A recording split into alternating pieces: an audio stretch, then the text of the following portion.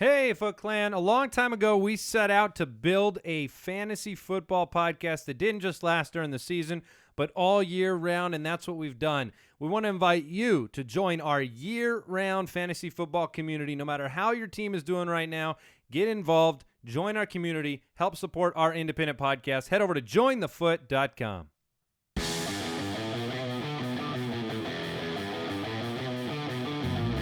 Welcome to the Fantasy Footballers Podcast, coming to you from the FantasyJocks.com studios with your hosts, Andy Holloway, Jason Moore, and Mike Wright.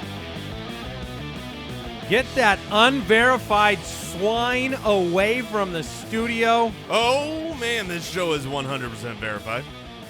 It's a two-man show today. It's a two-man show this week. As Mike is away from the office, we just couldn't take it anymore.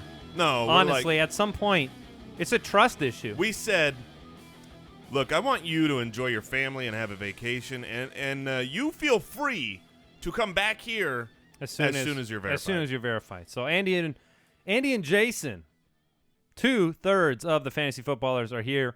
Welcome to the show, Monday, November 14th. What a weekend of football. There were some really cool things and some really gross things that happened. Upside down world. Yeah. There were some upside down things. Jokes that we made about Doug Peterson came true. Seriously, what is going on with Doug Peterson? You know, it's not misinformation or a lack of information. Now it's just wrong information. It's just you know exactly what the truth is if you just take opposites. You just say, whatever he said, I believe the exact opposite, and you could take that to the bank. It's so painful for fantasy owners when stuff like that happens because there's nothing that can be done to avoid it. Ryan Mathews was the top. I think he was the third best running back this week. Congratulations to everyone who had a monster point total on your bench. Yeah, or on the waiver wire. Yeah. Yeah, that was one of many upside down things to happen. The Bears fans were quick to let me know that that's why they don't like Jay Cutler. Oh, so there was that. Yeah, not the best week. So, there were also though some really exciting things. Some guys that panned out the way that we thought or hoped as well. My almost upset of the week. Hey, there you go. Denver won in the most improbable of fashions. I can't even believe it. I can't imagine what it would feel like to lose a game that way. I'll be honest. You go down and you actually win the game, right? I mean, that's how you feel. With just about no time left, you score the touchdown and just need the extra point to win. I went away from the game. The touchdown happened. I moved away, and literally you should have seen my face when. So you got certain games up on the TV on your phone. I pull the game up on my phone. I see it's 25-23 Denver, and my face goes, what? It like contorted into this, what? Like, because you think at that point, how if you is didn't that possible? If you didn't see it, and you think, okay, well, they came to I don't tie. even. They didn't get the extra point somehow, and then what? They lost? It was just bewildering. You think safety. Yeah. That was crazy. And if you don't know what we're talking about, basically what happened in that game was Drew Brees came down to take the tying touchdown where an extra point would win the game. Game is basically over. Yeah, a minute left. Yeah, they go to kick the extra point. It is blocked and returned all the way. So not only did they not miss the extra point and then, okay, well, now we got to go into overtime, but they actually lost the game on that play where you assume you won the game. Also couldn't believe Carolina collapsed. 17-point lead. Fumble by Kelvin Benjamin and a last-second field goal there. So lots happened, like we said. It'll be a good show. We're going through the stud muffins, the pooped in the big boy pants, Monday night preview. Or Raising Cane's Rising Stars of the Week. That's right. We've got the rewind, so it is jam-packed. Now, from time to time, we like to read reviews that our listeners leave on iTunes or other places. It's one of the ways you guys can support the show is leave a review on iTunes. This one came through, and I just felt like there was no choice but to read it. So, as only Jason can, we're going to jump into the Review-a-saurus. Review-a-saurus Rex. This one comes in from the Dynasty Butcher. Ugh. Yeah, he sounds really scary. He says, look, I love many fantasy football podcasts. Many days, though, I don't have time to listen to more than one. On those days, I choose the footballers, and it's not a hard choice at all. These dudes are hilarious, and their advice is astute.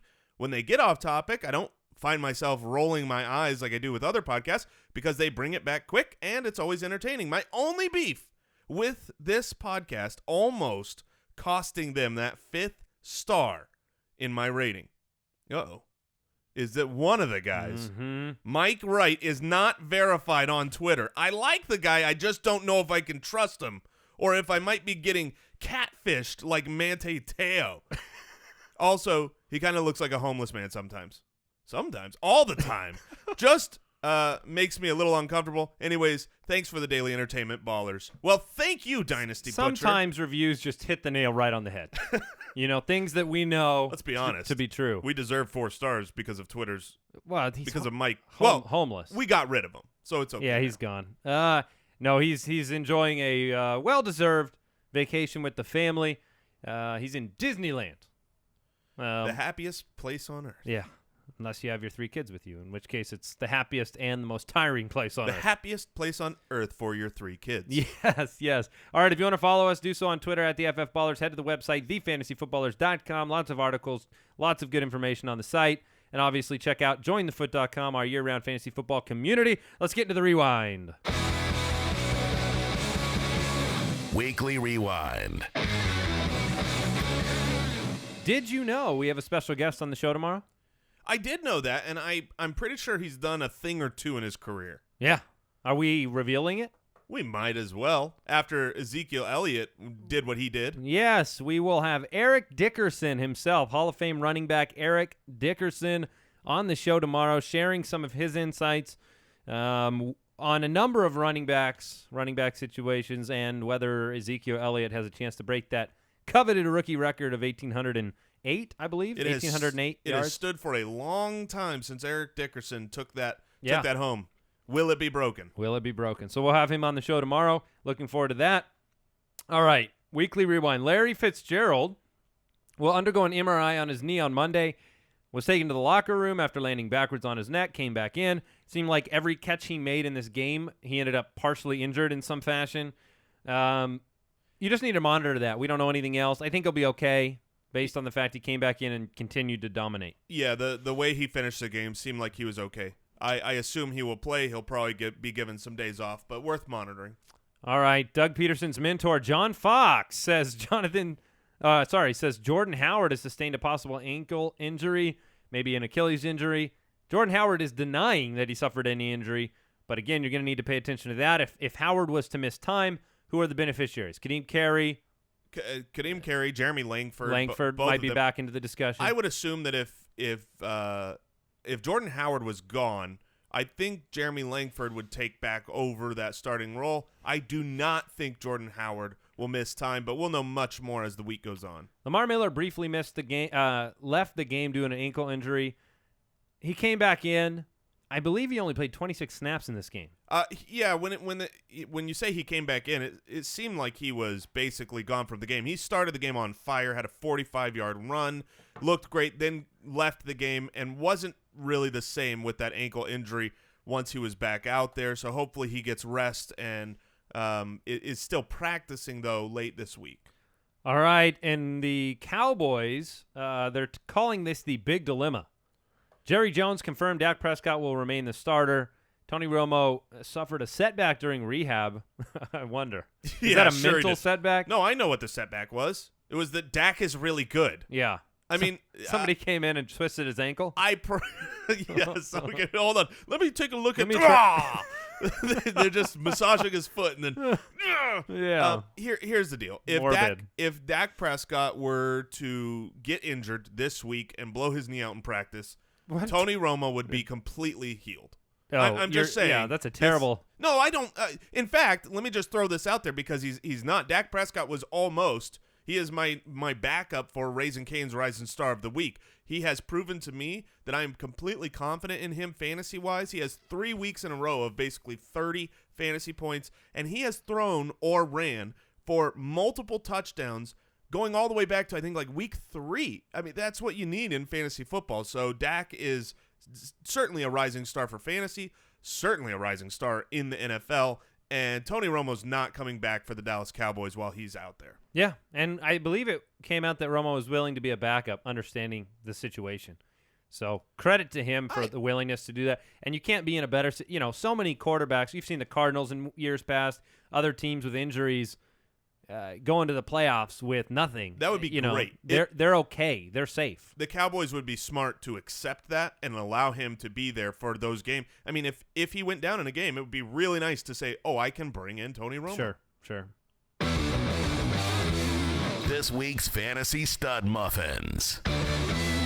All right, let's run through the big performances of the weekend. Obviously, we have the Monday night game this evening, so there'll be a few more. But Marcus Mariota, what more can you say about this guy right now? 19 for 26, 295, and now 4 touchdowns. He didn't even need to do it on the ground. He's been on fire. You talk about an honorary rising star. The only reason I didn't pick Mariota is due to the playoff schedule being a little more difficult. He starts week 14, I believe. Well, he's off in week 13. Has Denver in week 14, so I didn't like him as a long-term or as a playoff quarterback for fantasy owners. That being said, absolutely been astounding, been great. He's had 3+ touchdowns in 4 of the last 6 games. He's put together an incredible run. He's done it with only 14, 11, 14, and 8 rushing yards the last 4 weeks. So these top 30-plus performances without the rushing yards that he's capable of, really impressing me. The team is impressing me overall, and so really great performance by Mariota. Certainly. You can still play him. Just keep in mind that playoff schedule's tough. Big Ben, 37 for 46. This is home Big Ben. Yeah, I was going to say he was at home, and he was amazing because he's amazing at home. The real test comes this week for Big Ben because he's always a fantasy superstar at home, and he is so disappointing on the road. This week, he's going on the road, but to Cleveland. So He'll be all right. Yeah. He'll be all right. Cleveland is home for everybody, just right. so you're aware. Russell Wilson and Aaron Rodgers had big fantasy days. Russell Wilson, 348 and 3, all 3 of them to Doug Baldwin. He's doing it again. He did exactly what I said. If they have a need to score, he's going to do it because that's what the stupid Seahawks do. Okay, so you kind of took the words out of my mouth. I was going to disclaim the fact that, okay, people know we're Cardinal fans, and so they might think there's an embitterness to the Seahawks, which they'd be right about. Oh, now, you're darn right. That aside, the calls and the plays that go the Seahawks' way this year, and historically, they just mesmerize me. I don't know if that was a penalty, though. I don't. If there was a penalty there, I think it was more on Gronk. They both were fighting. Yeah, and that was the right call. It was a great game. There were several great games in the NFL, but Russell Wilson, you did see that he was able to move around in the pocket a little bit. He looked good. I think if he's going to be in matchups where the other team is good, I am much more willing to play him as a viable fantasy star. Pop quiz: do the Green Bay Packers make the playoffs? No, the Green Bay Packers do not make the playoffs. Their team is legitimately bad. Their offense is great, and whenever you have a quarterback like Aaron Rodgers, who is it great? I think their offense would be able to score enough to beat any team out there if their defense was good. I guess they have more points scored than any of the NFC West teams. Yeah. Their offense is they just have more fine. than anybody in their own division. Their offense could win games if their defense could stop people, but the problem was they've lost too many pieces on defense. As soon as Sam Shields left, the dominoes started to fall apart, which means this is really good news for fantasy for the Green Bay offensive players. You worry sometimes about matchups, but it's kind of like what you see with the New Orleans Saints. The matchups don't really matter because the other team is always going to be able to score, and the quarterback is good enough to hang in there with the best of them. Sure. So I think it's good news for fantasy, bad news for the Packers. Drew Brees put to rest any concerns about Denver. I mean, he had a good game, 21 for 29, 303 and 3. Should have won the game. I think I said last week I thought the Saints were going to make the playoffs. This doesn't help. Brees was honestly in consideration to me as a rising star. I didn't do that because it would be ridiculous. Sure. Because of course he's not a rising ridiculous. star. I just But you wanted to give him some sort of trophy for beating Denver the way he did. Yeah, it's truly unbelievable when you look at the fact that no team. Let me count the amount of teams that have have passed for more than 200 yards, more than 203 on the year, and that includes Phillip Rivers and Matt Ryan. Those are two of the three, and Andy Dalton, and then Drew Brees comes out and throws for 303. Against that defense. Drew Brees is unbelievable in his old age. And Cam Newton had a good game. Yes, an incredible touchdown run, 12 for 54 on the ground. That really carried him. And then 23 for 38 with 261 and 1 through the air. They got off to a quick start, but they did, and they lost again. So do they make the playoffs? No, I think their record says that they are now out of it. Okay. Let's move on to the running backs. What more can you say about this young crop of guys like David Johnson and Ezekiel Elliott? I mean, Elliott just went ham and eggs this week. 3 touchdowns. I mean, I told this people want to acclaim the line, and they should. It's a great offensive line.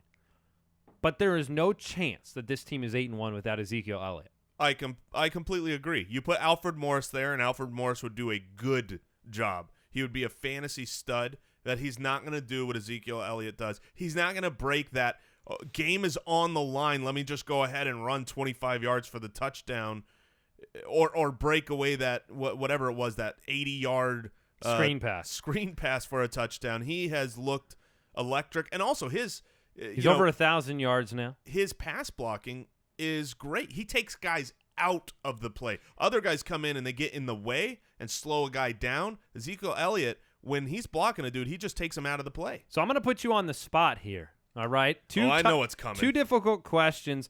With Zeke, with Lev Bell, and with David Johnson, it's kind of moot in a fantasy show to say those guys are good. Yeah. Ooh, they played well. Okay, we knew that. But let's ask 2 important questions. Question 1. Who would you rather have in a dynasty league? Ezekiel Elliott, Le'Veon Bell, or David Johnson? It would be Ezekiel Elliott. Okay. Ezekiel Elliott was drafted to be what we have seen him to be. His quarterback is young. I trust the longevity of the offense over the Cardinals. So the variables in Arizona over the years could affect David Johnson more than you see them affecting Zeke. Exactly. And then this season, rest of season, Zeke, Bell, or David Johnson? I think I would take David Johnson this year as the number 1. Certainly not because I'm a Cardinals fan, just because he is so much more involved in the passing game. Both of those guys are excellent.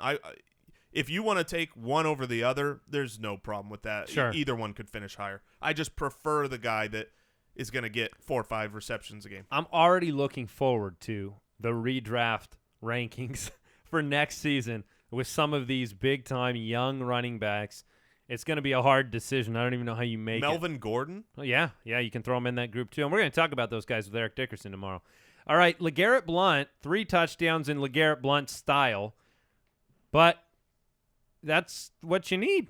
So, I mean, he had a big game, and he's scoring. I think he has 12 touchdowns on the season. That's incredible.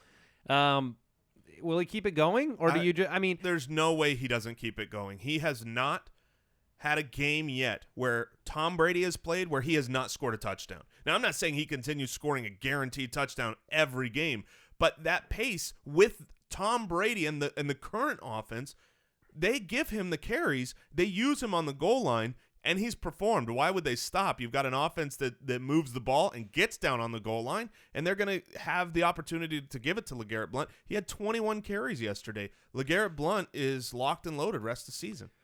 Ryan Mathews, we talked about it. What do you do now as a fantasy owner? Honestly, what do you do? I mean, this was 19 for 109 and 2 touchdowns, 2 for 30 in the air, had a 2-point conversion. It's straight up Russian roulette. It's take a revolver, put 1 bullet in it, spin it, and put it to your head. Because do you hope that the bullet's in the chamber or not? You definitely hope the bullet is not in the chamber. Okay. My point is, when you start him, he can end up not getting a touch. He can end up barely playing the game when he's healthy. It's a hot hand type of situation. Even Wendell Smallwood had plenty of carries yesterday. It is a mess. You know who didn't have a lot of carries? Darren Sproles. They're locked and loaded 2-week starter. Gosh. I will say this for Ryan Mathews, because people do need to know, what do I do?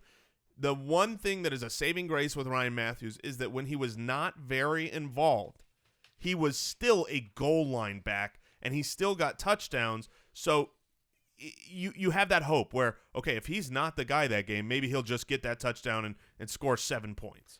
And then DeMarco Murray had a monster game again. I mean, I think some reports on Roto-World or something came out right before the game started that said, he was still struggling with some discomfort in the toe.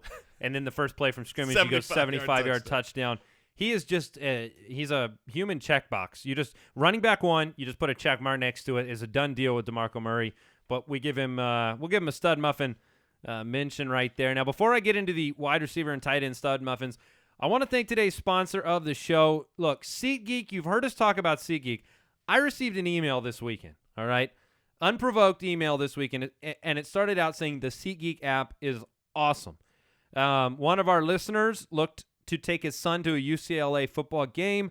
He needed a good vantage point to the game, and he went onto their website for UCLA and tried to find tickets. They were very pricey. Decided to fire up the SeatGeek app, found 2 seats that were $30 below face value each.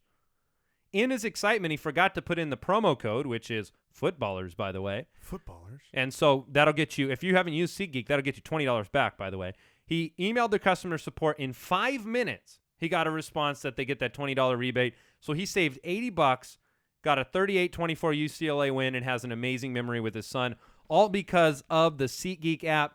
What more can we say about it? It is the quickest, easiest, most efficient way to get tickets. And best of all, our listeners get a $20 rebate off their first purchase. So to get your $20 rebate, download the free SeatGeek app. Go to the settings tab, click the add a promo code, enter the promo code Footballers, and SeatGeek will give you $20 after your first purchase. Download the free SeatGeek app, enter the promo code Footballers today. They are absolutely the easiest way to get tickets. Yeah, and we also want to thank today's sponsor, Texture. Look, if you guys out there like magazines, or maybe you loved magazines, but it got too cumbersome with all the paper. Well, when it comes to magazines, you know what you like, and with Texture, you get all the magazines you want in one super convenient place. It is about time someone has digitized all the magazines in the world. The Texture app lets you tap into the world's most popular magazines anywhere using your smartphone or your tablet. You breeze through hundreds of your favorite magazines, including back issues. Pick the articles that interest you, and Texture has made it easy to find the articles that you care about. You don't just get to read this magazine or that magazine, but you've got a Texture editorial team that recommends content for you every single day. So you could sign up for Texture right now, gain insider access, and look, I mean, the amount of magazines they have is ridiculous. The variety of magazines. They've got Variety and Bloomberg Markets and Car and Driver, sports magazines like ESPN and all the men's health and men's fitness. Every magazine that you want, you should check out what they have. So here's what you do. Go to Texture, and they're offering a free trial right now when you go to texture.com/footballers. You'll gain immediate entry to all the top magazines, so you can start binge reading for free right now. Go to texture.com/footballers. That's texture.com/footballers. All right, let's talk about the wide receiver stud muffins for the week. It's almost like an instant replay of last year with Russell Wilson's production now in the second half. And what that has to come with Doug Baldwin, right? Doug Baldwin, 3 touchdowns, reminding people of how he finished the year last year, 6 for 59, but 3 touchdowns. Do you buy into Doug Baldwin as that? I mean, what does this week mean? This was the exact week that Russell Wilson and Doug Baldwin kicked it off last year. Did they have like a little party beforehand? I mean, Yes. This is incredible. You're not going to see 3 touchdown games, obviously, from Doug Baldwin week in, week out. But what it does say is that he was last year, and last year when the Doug Baldwin thing was happening, I went and I watched a lot of film on them to see, why is Doug Baldwin scoring so many touchdowns? Is it just kind of gameplay dependent? Was it luck? Was it they're running plays for him? And in the red zone, Doug Baldwin is the man that they look for. They run plays for. They target. They are specifically setting him up. Very similar to what you see with Larry Fitzgerald in Arizona if they get down near the goal line. And this offense is going to start going. You see C.J. Prosise looks like a legitimate running back to get things moving. You're going to have Thomas Rawls coming. You're going to have Russell Wilson getting healthy. And Seattle is, usually a better second-half team than a first-half team. So I think Doug Baldwin is going to keep it hot and be good for fantasy the rest of the way, not 3 touchdowns a week good. But I certainly buy in. It seems like Seattle and Dallas are the teams to beat in the NFC. Probably Seattle at the top of that list just because you're going into the playoffs with experience versus inexperience. So Baldwin, great week. Rawls set to come back next week. Let's talk about a couple of different names here that I think are important. Now, Antonio Brown had a big game. He kind of padded in that last drive. Yeah, he's always going to have a big game. Next. Yeah, you're starting him. Jordy Nelson, another big game. You're starting him. You can't ignore that either. Jordy Nelson 12 for 126. is the clear one. People started getting down on him when he had a 2-game bad stretch. Jordy's fine. Although I agree. I was wrong about that. Playoff worries, I still do worry about their playoff schedule. Bounce back for Allen Robinson, his highest yardage game of the year, 9 for 107 and 1 with a 2-point conversion. Your owners are happy to see that. You probably couldn't have traded him previously for the value you needed, so you probably got stuck with him, and he's paying off right now. We're going to talk about Stefon Diggs shortly, so I will leave it at that. 13 for 164, though. Tyrell Williams and Dez Bryant. Let's talk about those two guys. Tyrell Williams looks, without Benjamin, Williams is looking like a low-end one option every single week. When Benjamin is gone, Tyrell Williams is the clear one for the Phillip Rivers. Yeah, and so you want that. You want the one on every single team, and Tyrell Williams is affordable. You can if trade deadlines are still out there, you can probably grab him. I do think, however, it is dependent on Travis Benjamin's health, because if he's back out there, you get back into the San Diego Chargers wide receiver. Well, and you saw Hunter Henry scored again. He's involved. There are a lot of names, but Williams put up a good week. Dez Bryant, listen to this. When targeting Dez Bryant, Dak Prescott recorded a 146.8 passer rating, the league's highest mark when targeting a single receiver in a week. I think Dez is back. 6 for 116 and a touchdown. But Andy. Yes. But I got the Beasles. Oh, yeah. I got the Beasles. Beasles number 1 wide receiver. Oh, I'm sorry. Your unverified supporter is out of town right now. Yes. The number 1 wide receiver in Dallas is Dez Bryant. Yeah. Enough said. And I'm so glad that Mike's not here to speak up and say dumb things to contradict that. Yeah, he's gone. All right, Julio Jones, Larry Fitzgerald, big weeks. Willie Snead scored a couple of touchdowns. To me, Willie Snead, don't go overreact to that. This is just what's going to happen. Week to week, you're going to have different guys score. It wasn't Michael Thomas this week. Everybody got on board with Michael Thomas. Michael Thomas had a bad week with 2 lost fumbles, one of which was critical. That was not good. But I agree with you. You don't buy in here on saying, okay, well, now Willie Snead is the guy. When you play the Denver Broncos, you take whichever guy they are giving you on that play, because your options You're darn right. are not plentiful. You're not targeting who you want to target. You're targeting who you can target, and that was Snead in this game. Really impressed with Delaney Walker's performance this week. He was always open, 9 for 124 and a touchdown. That touchdown came from DeMarco Murray on the pass from DeMarco. Yeah, I don't even think we mentioned DeMarco Murray's passing touchdown. I think that's his first pass he's ever thrown in his career. And it's going to be a good career passer rating. Everything worked against Green Bay. Cameron Brate, Kyle Rudolph, Antonio Gates. These are 4 tight ends that have scored this week. Look, Brate shows that he can do it. So you could do a lot worse than Cameron Brate down the stretch. Kyle Rudolph, great performance again. What do you do with Gates with Hunter Henry back? Is he I'm really Is he thrilled. outside the Barfies? I am really no, I think he's firmly in the Barfies. I'm thrilled that he got the touchdown this week because a lot of people were relying on him and starting him. But what you saw with Hunter Henry, and really when you analyze the entire year when Hunter Henry has played, I think Henry is the better tight end right now, and Gates will always be a red zone threat, and so he is just as good as any of the other Barfies, but he is not out of that Barfie tight end where you go, look, Gates is locked and loaded as a tight end 1, despite the fact that he had a touchdown this week. That's how I view Gates currently going forward because of Hunter Henry. All right, it's time for we're going to focus on a couple of players that we like down the stretch. Raising Cane's Rising Stars of the Week.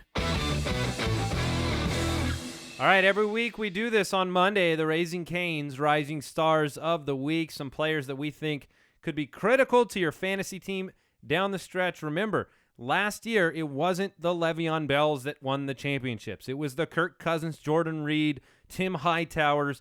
Those are the guys that got you through some critical playoff weeks and won you a title. Are you trying to set up the terrible name you're about to say? I am. Good. Well, that was a pretty good setup. Let's hear it. Colin Kaepernick. Oh, don't do it. Let me say that again. Colin No, don't say it again. Kaepernick is my Raising Cane's Rising Star of the Week. To me, he is a playoff streaming quarterback. We've talked for weeks about Jameis Winston and the potential for Jameis Winston. I don't think anybody thinks Winston's a top 10 quarterback in the NFL. And I don't think anybody thinks Kaepernick's a top 20. But here's the plain and simple facts. In week 14 and 15, which for many playoff teams is their first and second playoff matchups, you have the New York Jets at home, and then you have the Atlanta Falcons secondary. That, to me, is all you need to hear. Now, if you want to hear something else, you have 4 weeks of him starting. He's put up 23, 17, 33, and 28 in our scoring format in our half-point league. In his 4 starts, 6-point per passing touchdown league. Those are good games. He's his put rushing 60, yards. Here's his rushing yards in those 4 games. 66, 84, 23, and then 85. He went to Arizona and put up a proficient, worthwhile fantasy week for owners. That's all you need to know. This is a team that gets their defense is bad.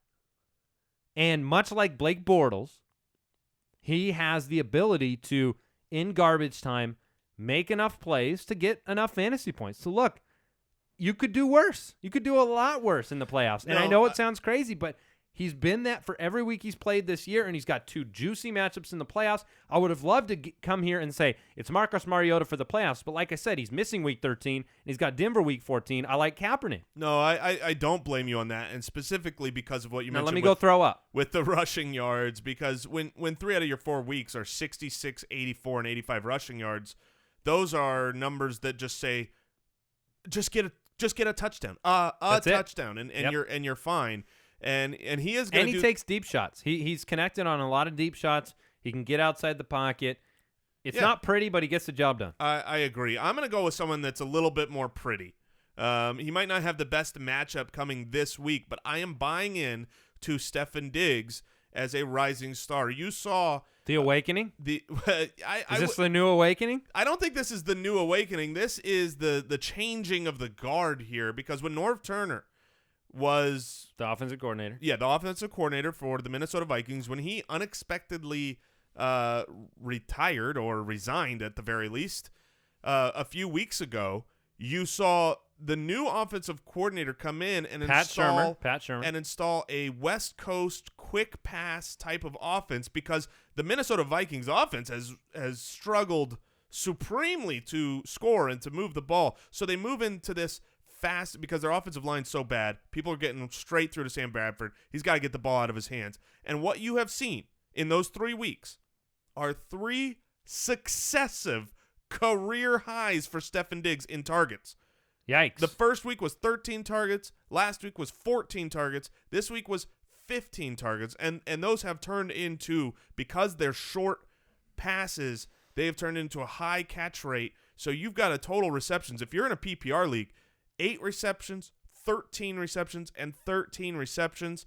That's 11.3 receptions per game. He's not going to keep that pace up. This coming week he plays Arizona, but his schedule after Arizona is pretty good. He's got a pretty good playoff schedule for wide receivers. And when you talk about a guy that, is talented himself, like we have both talked about this. When we watch Stefon Diggs, he makes plays, makes catches that impress us. When you're giving that guy teens of targets a week, he has the opportunity to break some off. This week, 13 receptions for 164 yards.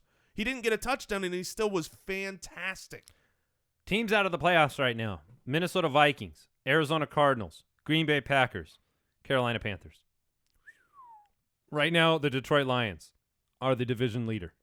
4 straight losses for Minnesota. Just like everyone said it would happen. Well, their defense has shown some vulnerability. But let's refocus here. Like you said, I mean, those are stunning numbers, having him break his career highs in targets. And it's not just one game, right? This is official. The original Stay in the Flames player on this show was Stefon Diggs. It's only fair that after 3 performances like that, You hop back in. So here's the tough question. Let me just say this. He is our rising star. Rest of season, I like him. But this week, do you stay in the flames against Arizona against Patrick Peterson? Yeah, I think so. They're going to move him around enough. I agree because passes. His short passes is really what's getting it done. And I think his ceiling's a little bit capped, but it's not like Arizona barely won the game yesterday. Yeah. This is not a well, team it was against the 49ers, so that's hard. Yeah. So, all right, those were the Raising Cane's Rising Stars of the Week. Do not forget, game day tastes better. It tastes great. Way better. With Raising Cane's tailgates full of fresh 24-hour marinated hand-battered chicken fingers. They're so good. They are so good. Do you want to eat there today? I would love to join you for some Raising Cane's today. All right. Fresh brewed sweet tea. Don't forget about that. Visit raisingcanes.com for your nearest location. It's so good. It's so good. All right. Let's move on. Pooped in his big boy pants. Look, nobody wants to talk about these guys. No, that's wrong. I have been waiting to talk about these guys. There are so many guys that I am angry at. I am so is this your chance to get so pissed at some of these guys, man? Wow, you really are. And let me just skip to the guy I'm most pissed at. Go for it. Brandon freaking Marshall. Ugh. Brandon Marshall, he is. Can you really be mad at Brandon Marshall? I am mad at Brandon Marshall. I realize that it is not his fault in the sense that can't you be mad at like everything else around him? Sure. The whole I am mad at the Jets. I'm Seems mad a at little Todd petty. Bowles. I'm mad. That's good. I like that. I'm mad at Petty. I'm getting a little petty here. I'm mad at Fitzpatrick. I'm mad at Eric Decker for getting hurt. Brandon Marshall. I traded. You must be beside yourself. Yes. You traded Larry Fitzgerald's been amazing. Every week since I've traded him, Larry has outscored Brandon Marshall, and I gave up Larry plus a draft pick for Brandon Marshall. Oh. So this is a little personal, but I will say this. Think? There are plenty of owners out there with Brandon Marshall, and at what point do you say, I'm benching him and I'm going to start other guys? Because I have yet, so far, it might come this week, but in my team, I have not been able to say, well, yeah, I've got to bench Brandon Marshall. But after this week, Brandon Marshall goes out there, 4 total catches. Okay, that's bad. For 15 yards. That's nothing. I didn't play a player. Look, the question's being asked not about Marshall only, but we went through this with Allen Robinson for a few weeks thinking about benching him. Now you have to bring up DeAndre Hopkins in the conversation. I actually wrote between Marshall and Hopkins. I mean, I wrote on Fantasy Pros. They asked for an article this week for me to pick an outside guy that I thought could break into the top guys this week, someone outside of the 105s, and someone in the top 30 that I think was going to be a bust. And I wrote that DeAndre Hopkins, we have to stop looking at him as a top wide receiver. He's not. He hasn't done it this whole year. If you look before this week where he completely crapped in his pants, before this week he was wide receiver 36, and that's starting the year with 2 touchdowns in the first 2 weeks. Since then, he's just been nothing. We've talked so much about Allen Robinson's failures for owners, and now he's bouncing back. Hopkins owners have to be even more furious. He was drafted ahead of Robinson in most leagues. Yeah, if not right there. I mean, you can't trust. I think Brock Osweiler had 99 yards. You are correct. I mean, he did not get to 100. I'm not joking when I say this. If I was Houston, I don't care what money you spent. I would cut Brock Osweiler after the season. I don't know what the financial implications are of that. If there's no benefit to you whatsoever, obviously you don't do that. If you can save $1 on Brock Osweiler, I would cut him after the season. And I know that is bold and maybe ridiculous in a world with no quarterbacks, but you are never going to do anything with Brock Osweiler. No, and the reality is and I'm sorry. If you're a Houston owner, that's just my thought from watching it. If you're a Houston owner or a Houston fan. Not an owner. Well, if you're an owner too. But if you're a Houston fan, you've watched the games. You've seen what we've seen. All right, so let's go through the rest of the wide receivers that poop their pants. You know, I expected a big week from Randall Cobb. I projected it that way. He didn't get it done. 4 for 31 on limited snaps. Alshon Jeffery. That guy. I don't blame Jeffrey, man. Some of these throws from Jay Cutler had him in the back of the corner of the end zone, right? Alshon's a tall guy? Yep. Yeah, threw it at his knees. He's wide open. Just had to put it up and outside. Touchdown. Doesn't happen. Jay Cutler doesn't get big boy pants very often, but this last week, a lot of the fantasy community, not just our show, but so many shows, they looked at the matchup. They looked at the opportunity and they said, hey, Jay Cutler's going to have a good week. And he was given honorary big boy pants for this week, and he used all of the room in those pants to fill them up because Alshon Jeffery, I mean, he should have had such a monstrous game. He was on that rookie DB, right? Yeah. Hargraves. Pathetic. Here's a guy you don't need to worry about who did not have a good game, Mike Evans. I would worry a little bit about Alshon Jeffery going forward. See how Mike Evans' bad game is 4 for 66, not 4 for 15 like Brandon Marshall? Shut your mouth. All right, so let's talk about a guy who kind of pooped the bed a little bit. And you have questions going forward because of quarterback situation, because of other players getting healthy around him. Terrelle Pryor is what the rest of the season? Because he only had 5 for 48 this week, which was about what he had last week, except he had a touchdown. He's a 2-3.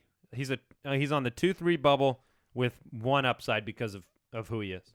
Because of touchdown opportunities where he could just go over the top of someone and yeah, I mean, off. he's probably what you should say about Hopkins. You know, maybe Hopkins is below Pryor, but you know what they can do on a good day right, if something bounces their way. I mean, Pryor, it would be nice if they used him and not Chris Hogan in the Wildcat, but now it's the Hogan show. So for Pryor, you move him down. You know, this week I started Pryor over Devontae Adams, and I regretted it.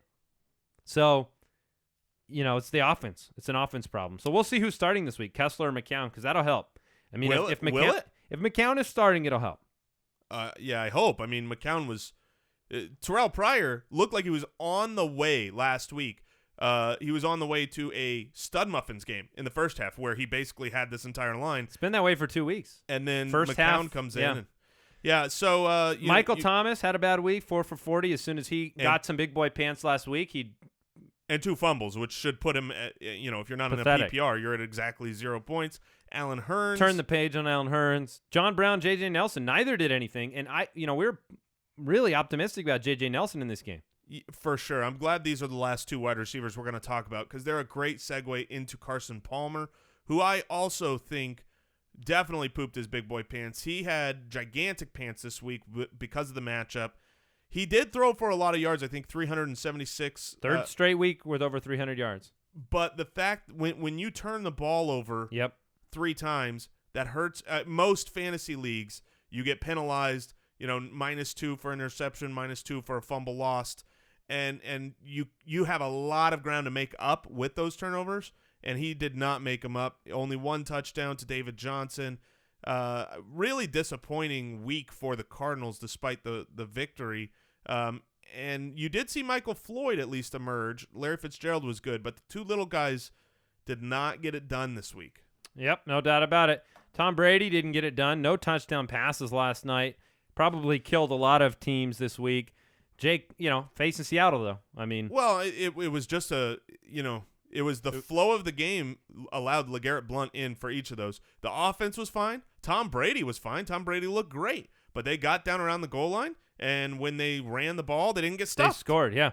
Carson Wentz, bad week for Wentz. No touchdown passes. It was kind of one of those weeks that you thought Wentz could do something based on the fact that he had been getting the yardage numbers. Didn't happen. And running backs to let you down. There were quite a few. Carlos Hyde started. DuJuan Harris played behind him, and they combined for 28 rushing yards. That's not good. That's not good. Hyde's the guy to own here on out, but the matchup wasn't good in Arizona, and he didn't do anything. He danced too much, too, by the way. Ty Montgomery, I think, was if you put him in the running back situation, he had a huge disappointing game. Yeah, put him in both. He pooped both his running back and his wide receiver pants. 1 leg of each. He was my pump the brakes last week because the clock was running out on Ty Montgomery. He's not a good enough wide receiver to take away from Adams, who's playing well, Nelson, and Cobb, and he's not enough of a running back to when Starks is active to steal carries from him. I agree. We thought that you would see one more big week out of him, but Starks was in that running back role. Yep. Starks got a touchdown, and it seemed like he was taking some of those Ty Montgomery situations away. Yeah, I thought we'd have at least one more week, but it's over. Yeah. So Kristen Michael has gone fully to sleep. He's about to enter hibernation mode. It was fun while it lasted, but CJ Prosise is the guy there right now that they like way more than Christian Michael. CJ Prosise was not a third down running back. He's not a guy they brought in a 2-minute drill. CJ Prosise was a 3-down running back. He was in on firsts, on seconds, on third. And Christian Michael, he got a little bit of usage. He got 5 carries in the game. Now Thomas Rawls is the rumors are that he'll be back in week 11 this week. So now you've got a 3-headed monster. I'm not sure I really want any of them, including Prosise. But you certainly don't want Christian Michael. He is on Ambien. I think the pathway for a 2-down Thomas Rawls and 3rd-down C.J. Prosise is right in front of our faces. I think that's the way. Assuming Rawls is back, now fibula injury, once you recover from that, it's not a lasting fracture. You know what I mean? It's something that your leg heals, it gets better, and you should be back out there and be able to be active and contribute. So I think it's going to be, I told some people, I said, I'm not guaranteeing it, but Rawls is going to win some people fantasy leagues. That's my belief. Oh, wow. I do. I believe it. Another situation. I want to ask if he's a better runner than Prosise. Yes, Thomas Rawls is an excellent runner. Another guy that is a question mark for me of whether or not he should be included in the pooped in his big boy pants. Nobody was starting him. Nobody would have done that on his first week back. But what do you feel about the fact that Dion Lewis was a healthy scratch? He was back to practice. He was activated. Do you think that it's indicative that James White is the guy until James White says that he's not in that role? Or do you think it was just he wasn't ready yet? It's a combination. It's exactly what the fear is for a Dion Lewis owner, and what we talked about at times about not only do you have to get back from an injury, but you do have to supplant somebody that is part of a winning offense. And we all agree that a healthy Dion Lewis is a better overall football player than James White, but that doesn't necessarily translate to the bulk of those opportunities. 12 touchdowns for LeGarrette Blount. He's not coming off the field in short yardage. He's not coming off the field for the majority of his snaps. James White has been somebody that, 4 catches yesterday. Bill Belichick's come out and endorsed his play. Oh, yeah. And now Dion Lewis, healthy scratch. I'm not reading too much into the healthy scratch because, this guy's been paid. When he's actually healthy, he'll be active. But will he be effective for fantasy owners? I don't know. I think it might be too little too late. I was on record saying I think Lewis might affect the NFL playoffs more than he does the fantasy playoffs. Sure. We've still got several weeks to go. We do. And I wonder if it's almost a benefit to Dion Lewis owners that the Patriots lost. The questions of, they were down near the goal line. Dion Lewis was so effective and they last year, and they didn't have that weapon they could have used. Yeah, we'll see what happens. To be determined. I'd rather have somebody else locked into my lineup than I would dealing with the James White, Dion Lewis situation. That's for sure. Those guys can't be relied upon right now. Gurley, he's just done what Gurley does this year. He's another guy we're going to talk to Eric Dickerson about. The effect of that offensive line on Todd Gurley, what Dickerson sees in Gurley versus these other young backs like Elliott, like David Johnson. The Ingram-Hightower combination fell flat this week against that Denver defense. It might be worth noting that, Ingram was far more effective, 11 for 50, where Hightower was 8 for 21. I still would rather have Ingram moving forward. And then some wide receivers that let you down. Some other honorary guys, Emmanuel Sanders, we thought he might have a good week. Didn't really perform. I think that kind of covers it. Jordan Reed, tight end-wise. Jordan Reed, Greg Olsen. Gronk. Kelsey, Gronk. It was not a strong tight end week overall. So you probably, even if your guy pooped their pants, your opponent's guy might have pooped their pants. Yeah, you're unless okay. you had Delaney Walker.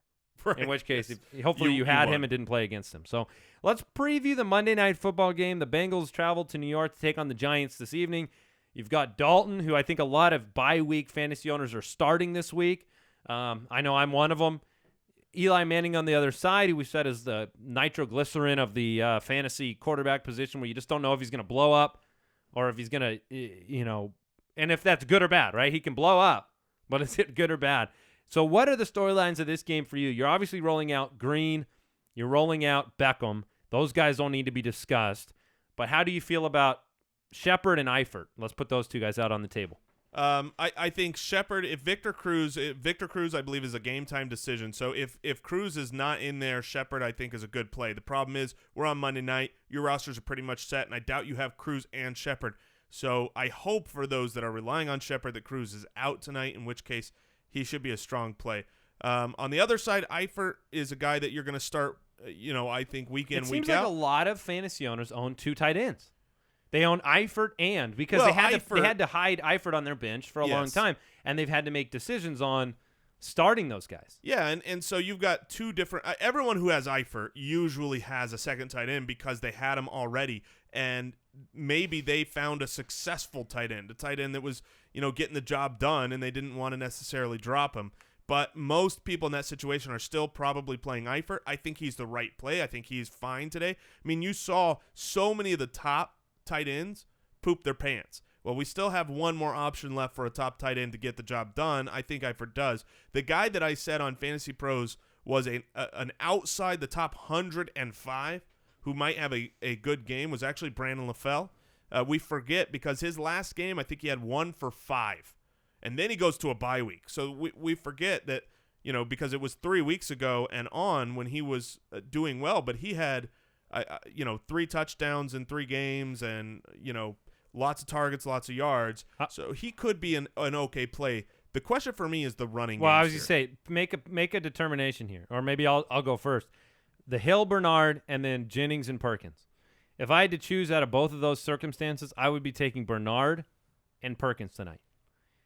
I would be taking Bernard and Jennings tonight. And that's very fair. We know the storyline behind Cincinnati's defense has not been good. They're in the 20s for passing and rushing defense.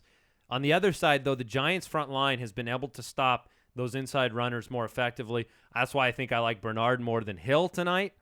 But tell me why the Jennings Perkins. Is it just opportunity? You just think the opportunity is going to be there for Jennings more tonight? Yeah, I mean, what Perkins we saw had, last I think, week, 11 carries last week, both Jennings and Perkins had 11 carries. Right. Completely even split. And I think Perkins is actually the better player. He's younger. He looks good on film. So I have no problem with selecting Perkins in that.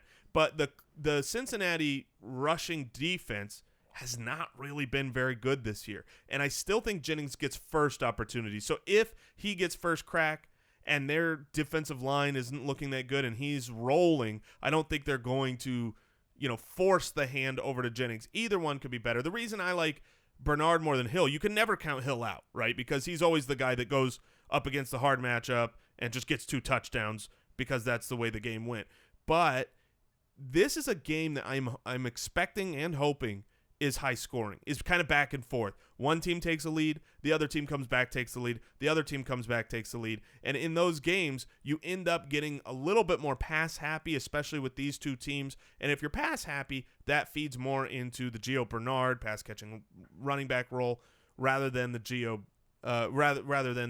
Jeremy Hill slow it down, grind it out. I don't expect them to be up 2 touchdowns and trying to run the clock out. All right, that does it for today's episode of the Fantasy Footballers. Make sure you subscribe on iTunes. Leave us those hot Review-a-saurus Rex reviews. We always appreciate that. And we'll be back tomorrow. Verified as ever. 100% verified. 100% verified. So enjoy the game tonight. We'll talk about that game tomorrow. We'll talk waiver wire at the most crucial time of the season. Answer some listener questions, and we'll be on our way. We're almost there. Fantasy playoff time. Take care. And check out fantasyjocks.com. Thank you for listening to another episode of the Fantasy Footballers Podcast. Join our fantasy football community on jointhefoot.com and follow us on Twitter @TheFFBallers.